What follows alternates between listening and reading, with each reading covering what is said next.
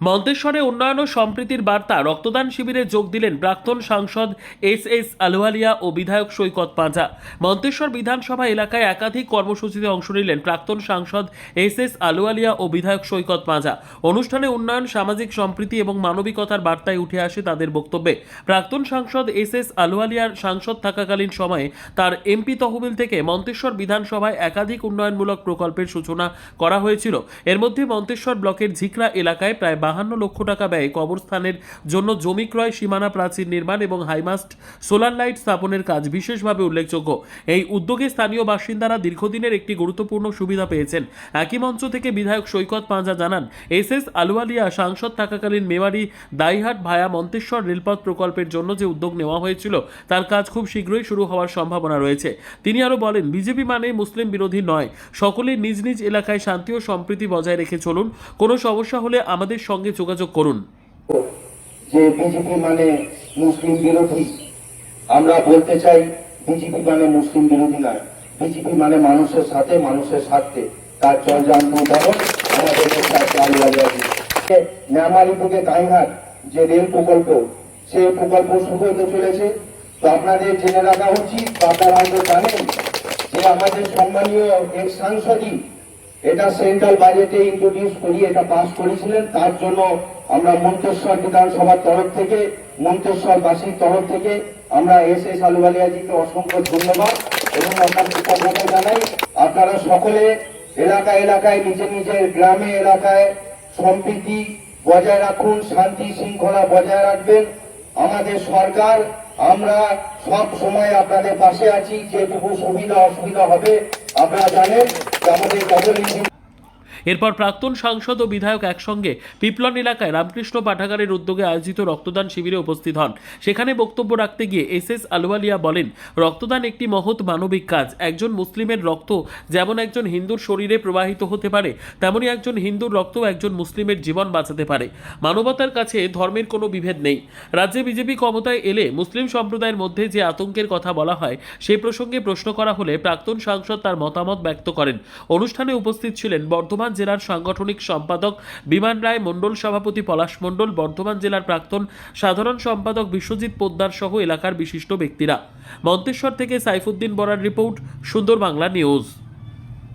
এখানে পিপলনের যে গ্রন্থাগার রামকৃষ্ণ সংঘ, ওখানে একটা ব্লাড ডোনেশন ক্যাম্প আছে, তো ওটাতেই এলাম। আমি তো এখানকার প্রাক্তন সাংসদ, আমাকে নিয়ে এলেন বর্তমান বিধায়ক এখানে। আমি আজকে সকালে এসেছিলাম একটা ত্রিপুরা বামুন পাড়ায় একটা বড় কবরস্থান আছে, যার দেওয়াল তার উদ্বোধন করতে এসেছি। তারপরে আরেকটা ব্লাড ব্যাংকে গেলাম, ডোনেশনে গেলাম। তারপর এখানে পিপলন গ্রন্থাগারে যে ব্লাড ডোনেশন, মানে এখানকার লোকের সঙ্গে দেখা করলাম। ব্লাড ডোনেশন একটা মহাদান। মানুষ অসুস্থ হলে লাইফ সেভিং ড্রাগস বাজারে পাওয়া যায়, ওষুধ পাওয়া যায়, কিন্তু ওষুধের দোকানে পাওয়া যায়। মানুষের রক্ত মানুষকেই দেওয়া যায়, আর মানুষের যখন রক্ত প্রয়োজন হয়, এটা কোনো ফ্যাক্টরিতে বা কোনো ফার্মাসিউটিক্যাল কোম্পানি বা এত এত গবেষণা করছে লোকে, এখন পর্যন্ত রক্ত তৈরি করতে পারে। আমাদের পরম পিতা পরমেশ্বর তাকে সিক্রেট রেখেছে। প্রত্যেকটা ফ্যাক্টরি, রক্ত বানাবার ফ্যাক্টরি মানুষের শরীরে আছে, সেই রক্ত সৃষ্টি করে, কিন্তু আর এক আলাদা আলাদা গ্রুপ আছে। কিন্তু রক্ত দেওয়ার সময় কোনো জাত ধর্ম থাকে না। একটা হিন্দু ভাইয়ের রক্ত লাগলে একটা মুসলিম ভাই নিচ্ছে, একটা মুসলিম ভাইয়ের রক্ত লাগলে একটা হিন্দু ভাই নিচ্ছে। এটা এটা হচ্ছে মানবের উপকারের জন্য ভগবান একটা রাস্তা করে দিয়েছে, যে তোমাকে যদি আমরা আজকে জল খাওয়ার জন্য না ওই ওই কল যেটা আছে অমুকের আছে তমুকের আছে, ওটা বিভাজন করি, ভেদ করি, কিন্তু ঠাকুর যে রক্ত দিয়েছেন তাতে কোনো ভেদ করেন।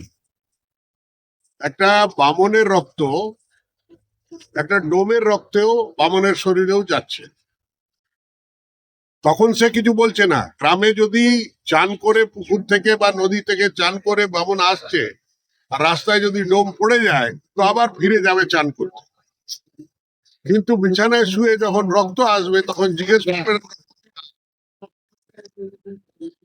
আমার শেষ প্রশ্ন, একটুখানি সময় নেব। বিভিন্ন জায়গায় আমরা শুনতে পাচ্ছি যে বিজেপির জন্য মুসলিম সম্প্রদায় আতঙ্কে আছে, অথচ আপনি বললেন যে কবরস্থান উদ্বোধন করতে এসেছিলাম দেওয়াল, শুনে একটা মুসলিম সম্প্রদায়ের মনে অন্যরকম বার্তা যাবে, কিছু যদি বলেন এটা। না, আমি বলি, আমাকে যখন করোনা হলো তখন অনেক মুসলিম সম্প্রদায়ের লোক এই এলাকার মন্তেশ্বরের, কাটবার, কাটনার, পূর্বস্থলী বা বর্ধমান জেলা, তৎকালীন পুরনো বর্ধমান জেলার সমস্ত লোক যারা মোল্লাপুরে বা কেরলে চাকরি করে বা চেন্নাইতে চাকরি করে বা গুজরাটে চাকরি করে বা বোম্বেতে চাকরি করে, তো তাদের পুনাতে চাকরি করে, তাদের আসার জন্য অনেক অসুবিধা ছিল। তারা ভয় নিজের নামটা বলতো না, ঝন্টু মন্টু সন্টু এই বলে লিখে পাঠাতো। আমি বললাম আধার কার্ড পাঠাও, আধার কার্ড ভয় পাঠাতো না। কিন্তু আমি তখন ওনাদের ওখান থেকে একজন মৌলানা ফোন করলেন যে এমন এমন আছে, একটু তাদেরকে সাহায্য যদি করেন, আপনি একমাত্র লোক যিনি সাহায্য করছেন, কিন্তু আপনি যেহেতু বিজেপি করেন। আলম, দেখো, তুমি সংখ্যালঘু, শঙ্কা করছো মনে যে বিজেপির লোকেরা তোমাকে সাহায্য করবে না। আমি বিজেপির সাংসদ, কিন্তু আমি নিজেও তো সংখ্যালঘু। আর আমি সংখ্যালঘু হয়ে বলছি তোমাকে, আমি বিজেপির সদস্য হয়ে বলছি, আমি তোমাদের মদত করব, তোমরা এগিয়ে এসো, আমি 4 পা এগিয়ে যাবো। এই জন্য যখন এই কবরস্থানের জন্য জমি চাইতে এসেছিল তখনও মনে অনেক সন্দেহ নিয়ে এসেছিল যে আমি দেব কি দেব না। আমি কেন দেব না? আমি যদি শ্মশানের টাকা দিচ্ছি তো তোমাকে দেবো না কেন? আমি অনেক শ্মশান বানিয়েছি আর অনেক কবরস্থানের দেওয়াল দিয়েছি, অনেক মাদ্রাসায় দিয়েছি, অনেক অন্য স্কুলেও দিয়েছি, সব জায়গায় টাকা দিয়েছি। কেন কি? এই টাকাটা তো জনগণের টাকা, এটা তো আমার নয়, এটা তো জনগণের টাকা। যে টাকার অধিকারটা